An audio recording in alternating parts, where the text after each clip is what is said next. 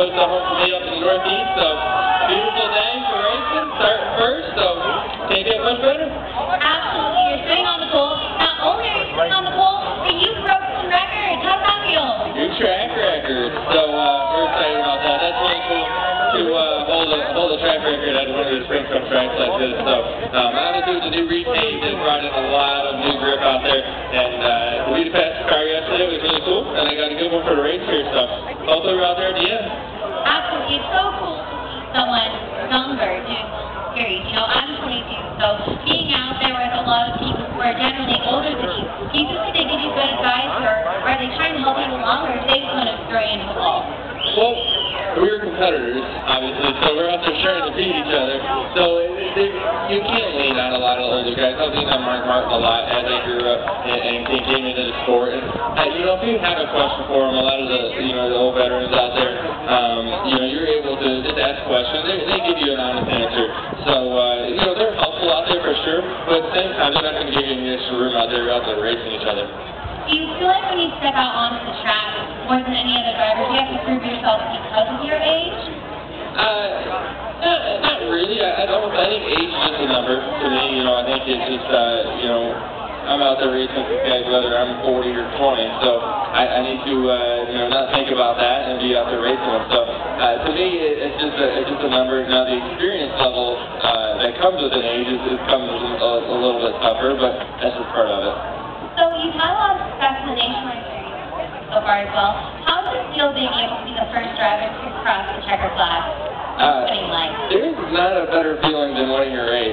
I tell you what, that's what keeps us driven so much every weekend, is to go out there and win these things, and to be out there, racing with the best race car drivers in the world, I think, and coming across the line and beating them all, that's a huge deal. And obviously getting a pole in the Sprint Cup Series was huge yesterday. So I like to bring home the big trophy here. Like you said, lately we've been doing really good on the nationwide side. We've had a few top 10s over here on the Sprint Cup side lately. So time to make it happen. Okay, let's delve into your past a little bit. How did you start racing in your childhood life? How did you start? What kind of cars did you drive? Well, my father was played baseball and basketball growing up, so he wanted me to try that, and I wasn't any good at it. So I'm very uncoordinated when it comes to other sports. So you don't ever want to see me throw a baseball or anything like that. That's terrible. So I had a little go-kart when I was little, and I had a lot of fun doing that, and I was winning races, so obviously I had fun with that. And just was able to move it up really quick. I see a little quarter midget racer here, but that's cool. But, I just got moving up a really quick rate, running, Legends cars and late models and, Pro Cup cars. Each race over at Jenner's House, but it's not too far from here. So, there's a lot of things like that. Always waiting on my age. That's a big deal for me, is to wait on my age to race certain cars. And the bummer part was my birthday is in May, so it was just half the season. But I don't have to worry about it anymore. I'm old. Okay, so what's it feel like in your first Cup Series? Did you have butterflies? What was that like? My first race, I tried to forget it because it wasn't very good. I tried to forget about it completely. But I do remember we went to Richmond for the first race, and we practiced in third quick on the board, and it looked like we were going to have a really good shot at even getting a pole. And it ended up raining out and qualifying. We had no points, so we didn't get the race. And then we went to Kansas, and we struggled our butts off. So I got all excited at Richmond thinking, oh, this is going to be easy. And then I got to the real world and got a slap in the face. I was like, okay, so we got a lot of work to do here. So it's definitely very tough out there. What do you consider in racing your greatest accomplishment so far? My greatest accomplishment? I never really thought about it. Obviously, winning races and races that you win are really cool. I think winning at Daytona was something really neat. That's just a really cool racetrack to win at, all the history there. So that was neat. But, I think, a lot of things, calling yourself a winner is things you do off the racetrack, and there's been a lot of really cool things, Make-A-Wish things, and we got to go to Guantanamo Bay over the off-season with Brad Keselowski and had a lot of fun with that. So those are the things that are really fun to do, and they're really perks for my job. Again, speaking to that, I've seen you at Charlotte One, I've seen you very active in the community. Tell me a little bit about the charities that you work with. Yeah, there's been a few, and Home Depot did a lot of things with Habitat for Humanity. We went out to Joplin, Missouri when the tornadoes went through there and built a house, and took a lot of my team out there too. So that was really cool. In New Hampshire, David's house is a place up there it's near a hospital, so some kids can have a home atmosphere right near the hospital and have a family there and a place for them to stay. So a lot of things like that. I've been working with the Paralympics hockey team and building their sleds that they've been using. So that's something really cool. They went out to Vancouver a couple years back and brought home the gold for the USA. So that was really cool to be involved in that. So it's cool to do things like that. It's always very neat to be able to hear that drivers are also giving back to their community. That's one of the things that I believe really makes NASCAR its own individual sport, because each driver really has a focus on certain philanthropy and does a lot for the communities that we visit. If there was any one sponsor that you could bring to NASCAR that isn't already on your car, what would it be and why? Ooh, that's a new question. I don't know the answer to that one, but I have some great sponsors with the Home Depot and Dollar General. Obviously, GameStop and Coca-Cola does a great thing with the Shark for Charity program. And every time you see us on TV, we're taking a swig of Coke.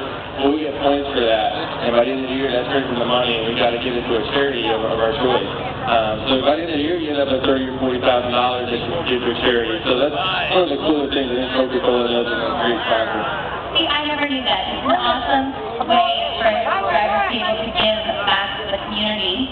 Speaking of that same idea, do you have a question for Joey?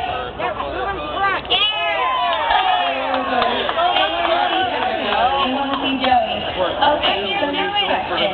Joey, you're racing the tricky triangle today. What makes the tricky triangle so tricky?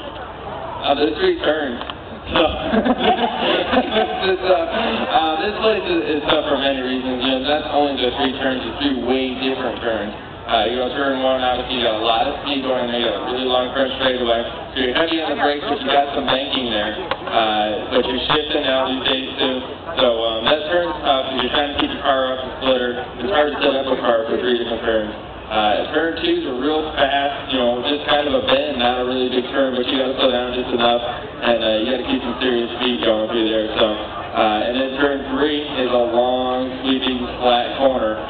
That's really hard to keep your car doing what you want to do for that long of a time, without your car rolling over. So it's been a lot of tricky things to get our cars set up the way we want them for all three turns. It's really tough. So we've been up here since Wednesday testing. So you think we haven't figured out by now, but as a driver, you're always trying to find something to make your car better, and I got a team that's willing to do that too. So that's what it takes to win these things, and like I said, we got it pretty good enough to get the pole, so we just need a little bit more to win this thing.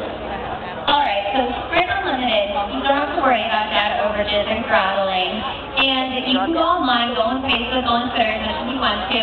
I know with our generation, social networking is huge. And so, do you use Twitter or Facebook, or are you away from that stuff? No, I'm a Twitterer, but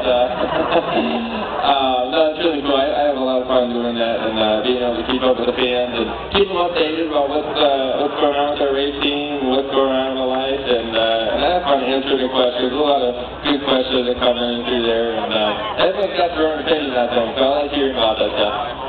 That's always fun. We love getting questions for asking Spring Cup, actually, on our Facebook.com/Cup. We field questions. So if you guys have a question, make sure you submit it to Ask Mrs. Spring Cup.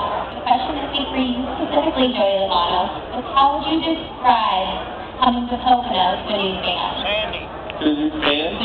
Coming to Pocono is a real cool experience. I really like this place. When I first came here, I said, what do I do when I leave the racetrack? There's nothing, I didn't know what to do around here. But there's a lot of stuff, there's a lot of great restaurants. I went to a little slick track last night, down the road in Strasburg. Could be the coolest place I've ever been. So we had a blast there, went there with some of the team. But the racetrack itself, the big thing you can expect here is the restarts to be absolutely crazy.